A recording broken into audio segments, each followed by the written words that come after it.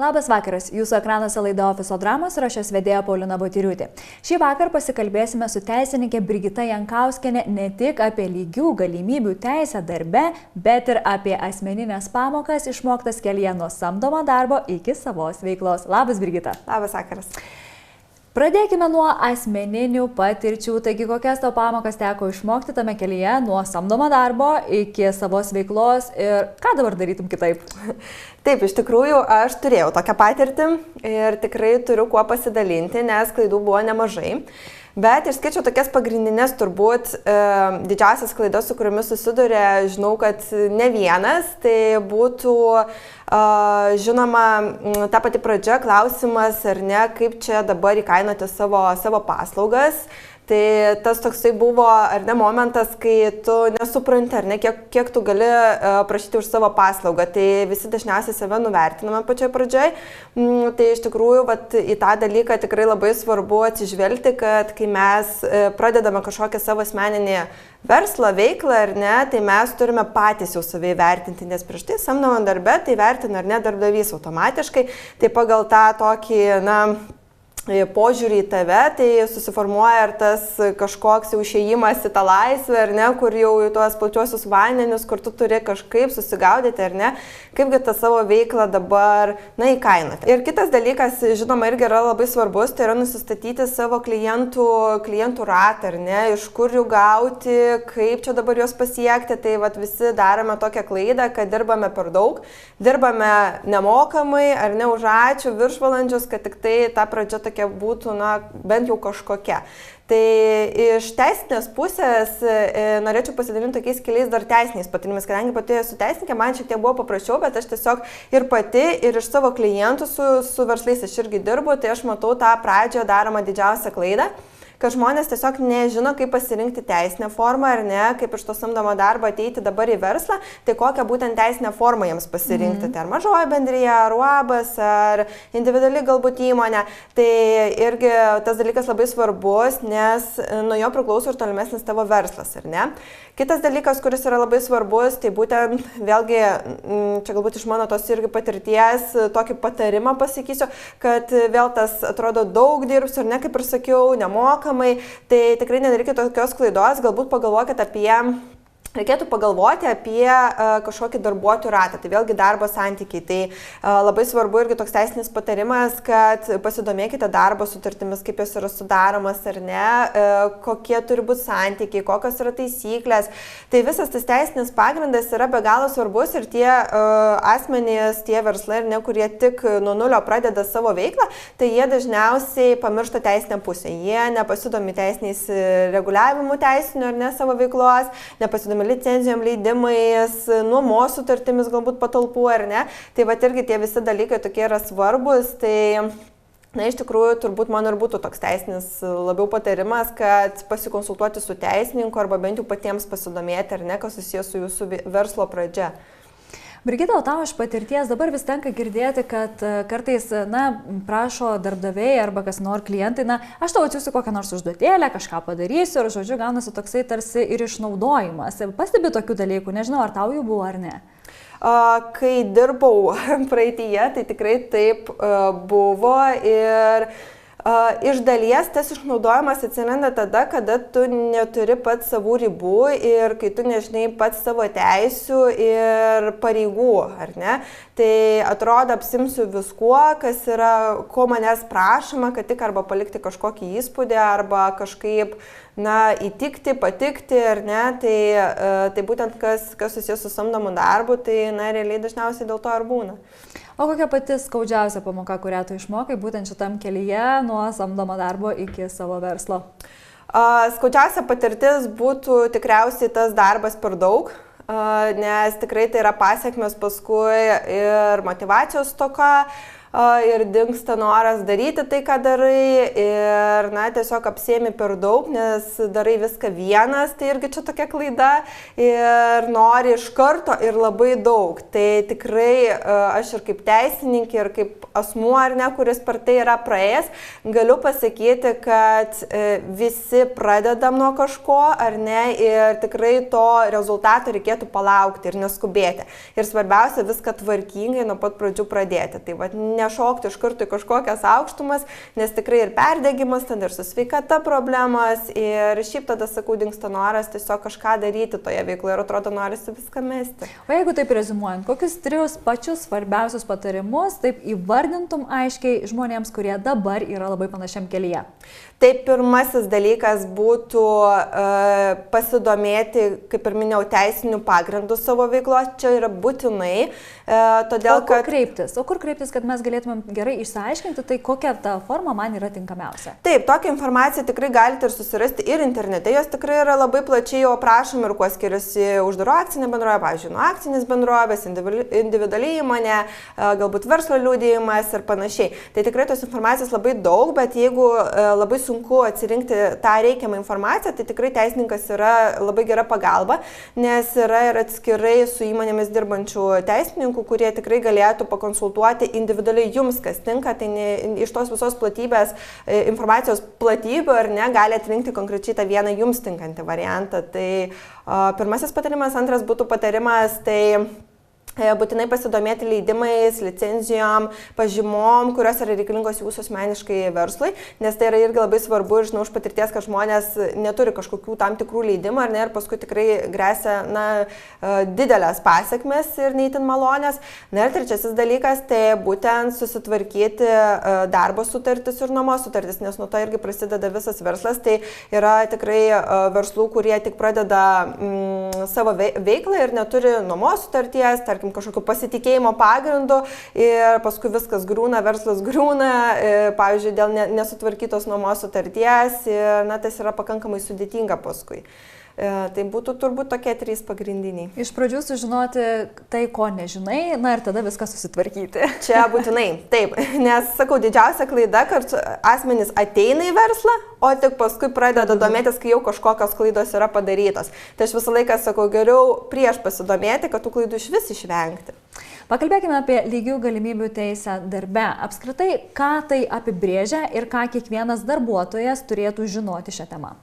Taip, lygių galimybių tema yra pakankamai svarbi ir labai plati ir ką jinai apima, tai paprastai pasakysiu, kad apima apskritai kiekvieno asmens lygias teises į darbą, į darbo sąlygas, į įdarbinimą, apskritai į viską, kas susijęs su darbu. Tai atlyginimai, mokymai, atostogos, nepaisant nei lyties, nei rasės, nei kažkokių religinių pažiūrų, nei amžiaus, irgi kas yra labai svarbu. Tai šis toks principas, šita teisė yra įtvirtinta ne tik Lietuvos Respublikos įstatymuose, bet ir ES mastu. Tai vėlgi parodo, kad čia pasauliniu net mastu šita problema tikrai yra plačiai sprendžiama ir jinai traukia absoliučiai viską, kas susijęs su darbu. Įstatymą mes turim, teisės yra aprašytos, bet, pavyzdžiui, atgarsių dėl diskriminacijos, ypatingai dėl diskriminacijos tarp vyrų ir moterų darbo užmokesčio, nuolat pasigirsta. Brigita, kokia yra ta realybė, ar čia tiesiog žmonės taip pasakoja, ar visgi, mes turim problemą būtent šitoje vietoje? Taip, turim problemą. Tikrai ją turim ir žmonės ne šiaip sau pasakoja, nes... Pasakysiu taip, kad dabar ta problema yra sumažėjusi iš tikrųjų, nes jinai plačiau reguliuojama, griežtesnė jau yra, bet tikrai jinai egzistuoja. Tai tas nelygus ar ne atlyginimas, jis tikrai egzistuoja ir šiomis dienomis ir dažniausiai moteris uždirba mažiau ir ne už tam tikrą tą patį galbūt nedarbą nei vyrai. Kodėl? Nes vėlgi tas požiūris, kad moteris susijusi su vaikais, automatiškai galbūt jai mažiau galimybių, jai čia prašiau seksis dirbti, plus jinai galbūt silpnesnė. Atlyginimo klausimas, jis labiausiai pasireiškia viešajame sektoriuje. Tai yra, kur yra viskas sureguliuota įstatymu. Tai yra koeficientas, atlyginimas, pareigybės, aprašymai. Tai ten yra mažiausias skirtumas tarp atlyginimų, bet didžiausias yra būtent privačiame sektoriuje, kur tikrai ten tas atlyginimo klausimas yra galbūt ir slaptas, galbūt užslaptintas ir tas pasirinkimas yra, toksai ne pernelik didelis. Ką pasiūlo, atrodo, tą jau ir turiu pasimti. Tai tikrai ta problema egzistuoja. Kalbant apie privatų sektorių, man iš karto kyla toks klausimas, nes organizacijose tikrai atlyginimo klausimas gana dažnai būna toks tabu tema, kad žmonės net ir nelabai gali apie tai kalbėtis.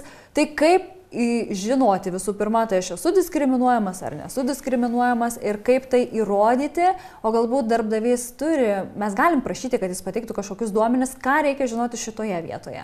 Taip, labai geras klausimas, tik todėl, kad labai sudėtinga įrodyti ir labai sudėtinga sužinoti, kiek uždirbagi, tarkim, kažkokioje įmonėje dirbantis asmenys.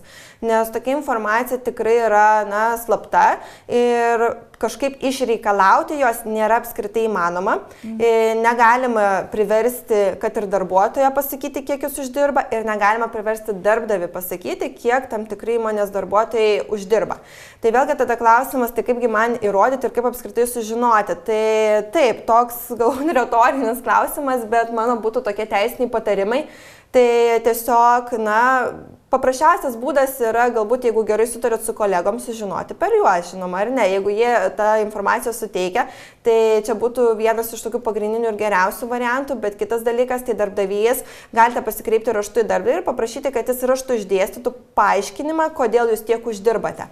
Jisai privalo pateikti tokią informaciją ir privalo įrodyti jūsų pareikalavimą, privalo įrodyti, kad jūsų tas atlyginimas nepažeidžia to būtent lygių atlyginimų principo, tai jisai jau turėtų įrodyti, pagal ką jisai skaičiuoja, kad tai nėra jo kažkokia nuomonė, kad tai yra pagrįsta, pavyzdžiui, su kvalifikacija, galbūt patirtimi, ar ne, pasiekimais kažkokiais. Tai, tokie pagrindiniai dalykai. Ir jeigu jums kyla kažkoks sutarimas, kad yra mokama nesąžininga jums arba kažkam daugiau nei jums, tai tokiu atveju tikrai galite kelti tą klausimą per lygių galimybių kontrolierių, kur galima asmeniškai pateikti, suasmenintą ar ne savo prašymą, arba tą ginčą spręsti teisme. Sužinoti, tai galbūt ir galim taip gražiai nuėjus pas kolegą, jeigu gerai sutari, bet vis tiek nenueisi pas darbdavį ir sakysi, man sakė tas ir tas, kad uždirba tiek, kodėl aš uždirbu mažiau. Galima nueiti, pasakyti, o jei nebūtinai konfidenciali informacija skaitosi. Tai pasakyti, kad kažkas man tai pasakė, nederėtų, nepatarčiau, bet tiesiog pasakyti, kad aš žinau, kad yra tokie atlyginimai, tikrai galima. Ir dėl to sakau, kad netiesiogiai sakyti, kad tarkim čia taip ir taip man pasakė, bet tiesiog paprašyti, kad jisai paaiškintų, ar ne, darbdavys, kodėl būtent jums yra mokamas toks atlyginimas. Tai čia būtų, toksai galbūt paprastas atrodo dalykas, bet realiai ir vienintelis.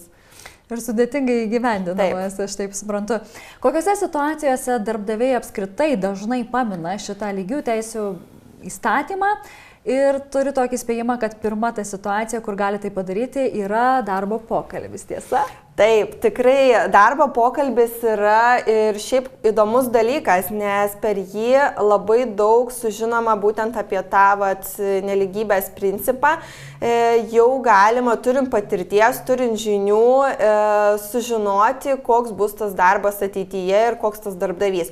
Nes dažnai ateina į pokalbius ir sulaukia klausimų, pavyzdžiui, kiek turi vaikų.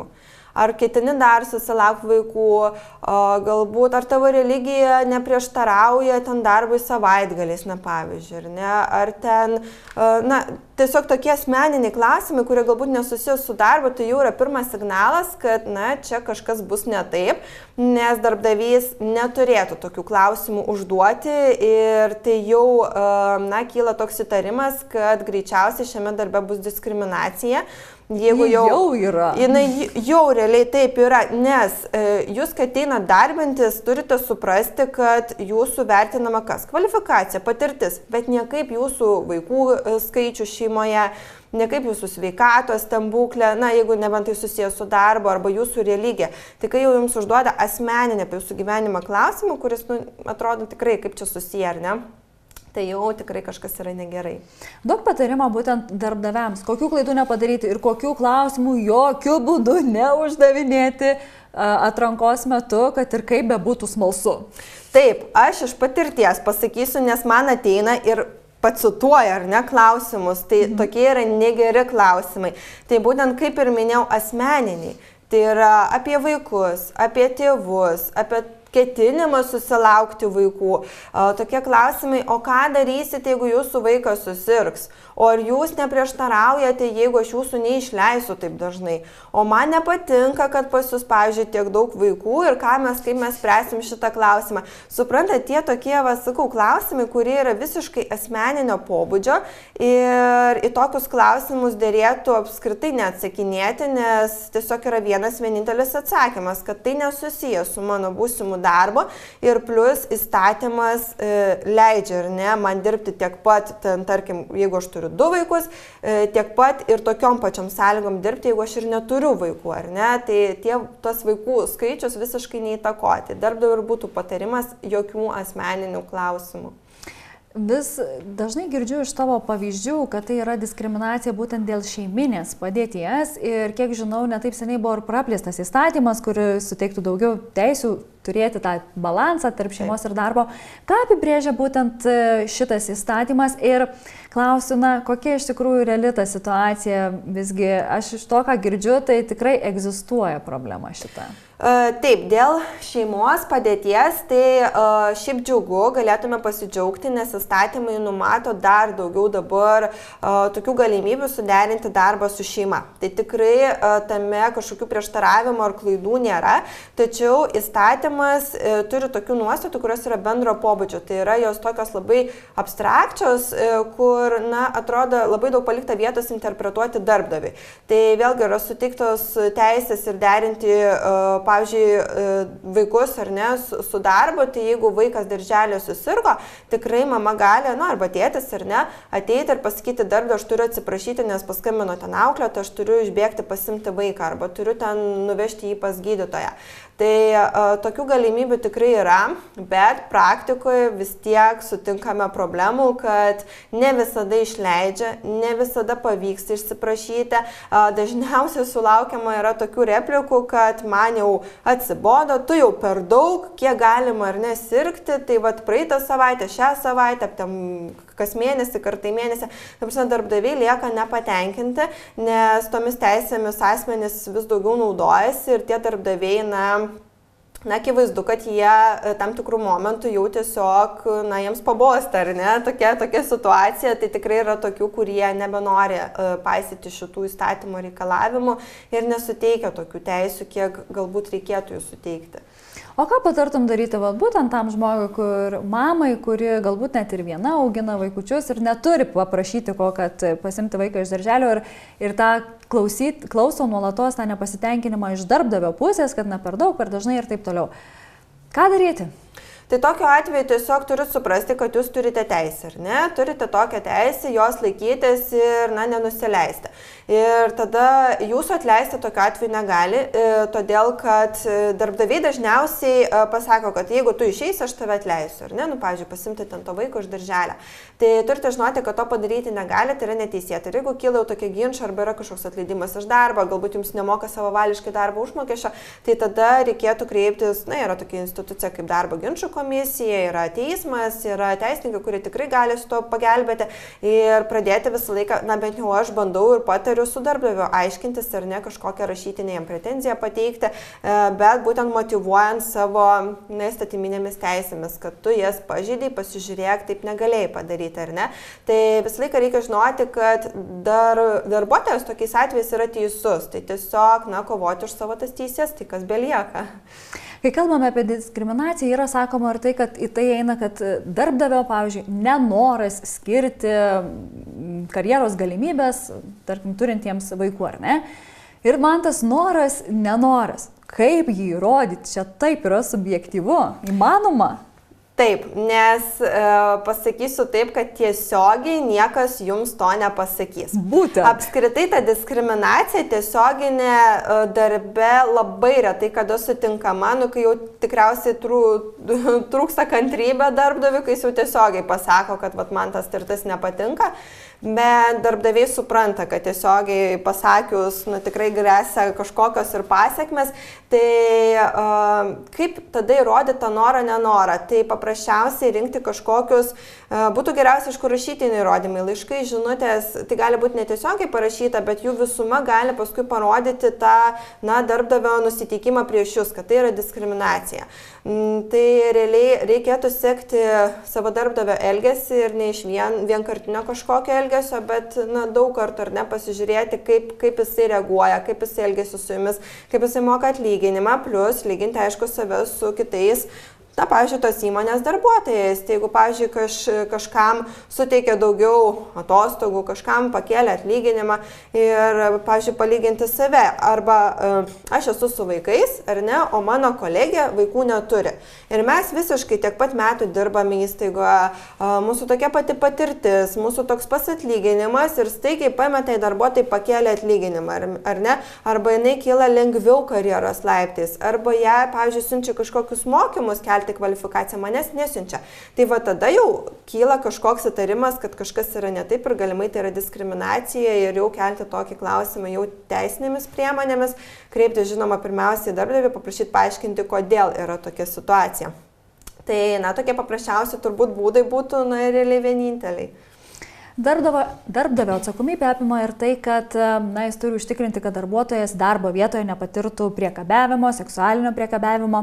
Klausiu, kokia yra reali situacija, būtent kalbant apie seksualinį priekabiavimą. Ar visgi jau tai yra atgyvena ir jau tai nevyksta, ar kitaip? Vyksta. Tikrai vyksta ir pasakysiu daugiau, kad tai vyksta slaptai. Ypatingai slaptai, nes tokie klausimai, jie labai retai kada kyla į viešumą. Kodėl? Nes tai yra jūsų laisvė, ar ne, seksualinė laisvė, tai yra, tokia laisvė, kuri yra, kone viena iš labiausiai saugomų įstatymo ir kai jinai yra pažeidžiama, tai asmenys, tie, kurie yra nukentėję, aukomis dar vadinami, ar ne, jie dažniausiai bijo apie tai kalbėti, nes jaučia arba gėdą, arba baimę. Nes būna kas pasakoma, kad jeigu tu taip nepadarysi ar ne, tai aš tave atleisiu. Ir dažniausiai yra šantažuojama kažkokiamis skaudžiomis vietomis, kur, pavyzdžiui, galimai tai yra vienintelis žmogus darbas, galimai jam jis yra be galo svarbus, gal jis kito negalėtų susirasti, naudojamas ar ne, tuo asmeniu ir jo padėtimi. Ir tie, kurie bijo, kurie tikrai yra išgąsdinti, jie apie tai nekalba ir jie dažniausiai niekur nesikreipia, nes tiesiog bijo pasiekmių arba iš vis nežino, ką reikia daryti tokioje situacijoje. Tai tikrai tokia egzistuoja ir tie, kurie kreipiasi, tikrai ir laimi ir bylas ir pakankamai paprastai įrodo, nes tai būna arba žinutėmis, arba liudytojai kažkokie ar ne įsitraukia. Tai bet svarbiausia netylėti, nes kai yra nutylima, tai visuomenė tada galvoja, kad galbūt šita problema neegzistuoja ir jūs patys tiesiog nieko padaryti negalite tada. O kokiom formom dar vyksta tas seksualinis priekabiavimas? Išgirdau, kad labai slaptai ir viena iš tų dažniausių formų yra šantažas, ar ne? Kaip dar šiandien dienai tai vyksta? Šantažas yra pagrindinė, bet jinai gali pasireikšti skirtingai. Tai arba pasakoma juoko forma, yra pajuokaujama, tam darbdaviui gali tai atrodyti ar ne juokinga, bet jis turėjo galbūt omeny visai ką kitą, galbūt tai buvo jo atžvilgių ne juokas, o kažkokia tiesa, kuris bandė tiesiog gražiai pajuokaudamas pasakyti, ar ne? Tas darbuotojas, jisai įsižydžia dažniausiai tokia situacija, nes jam tai atrodo nebejokinga, bet dažniausiai per tą juoko formą ar ne bandoma pasakyti, kad aš noriu, kad tu padarytum taip ir čia buvo ne juokas, suprask, ar ne, perkeltinė prasme. Ir kitas dalykas tai yra būtent tas šantažas. Tai šantažas taip, jisai išlieka turbūt pagrindinis ir kitaip niekaip, nes tas darbdavys, kuris yra suinteresuotas, kad būtų suteiktas kažkoks papildomas darbas, papildomas paslaugos, galbūt asmeninio pobūdžio paslaugos ar ne po darbo, kas yra dažniausiai sutinkama praktikoje, tai jisai arba kažkur asmeniškai, atskiroje patalpoje ar ne pasako, tiesiogiai taip, kad dabar jeigu nori, tarkim, didesnio atlyginimo, jeigu nori geresnių pareigų, tai tiesiog yra pasakoma arba, kaip ir minėjau, šantažo forma, arba juoko forma, tai visaip tikrai yra sutinkama. Duok vieną patarimą, ką daryti, jeigu jaučiam, kad yra tas seksualinis priekabiavimas, išgirdau rinkti įrodymus, kuo daugiau, tuo geriau ir tada kreiptis kur? Taip, būtinai rinkti įrodymus ir tada kreiptis į teisininką, jeigu patys kažkaip, darbuotojai galvoja, kad negalės apsiginti, teisininkas padės ir, teismai, ar ne, darbo ginčių komisijos, lygių galimybių kontrolieriai, teismas, tai yra tos institucijos, kurių tikrai parinka jums, kažkokį sprendimo variantą, tai va su teisininku tikrai bus parinktas geriausias variantas, kad tiesiogiai jau, laimėti tą klausimą ir įrodyti, nes, pakankamai tai yra svarbu tam asmeniui ir tikrai, nežinant, kur eiti ir ką daryti, tai ir šiaip turint tokią problemą ir tokį išgyvenimą labai yra sudėtinga vienam, tai būtent teisininkas padėtų. Labai norisi palinkėti, kad gintumėm save ir kad tokių dalykų būtų kuo mažiau. Ačiū už pokalbį. Ačiū labai. Šiandien tai buvo viskas, ką mes kartu su Brigita spėjome jums papasakoti. Susitikime prie ekranų kitose Ofiso dramų laidose. Iki.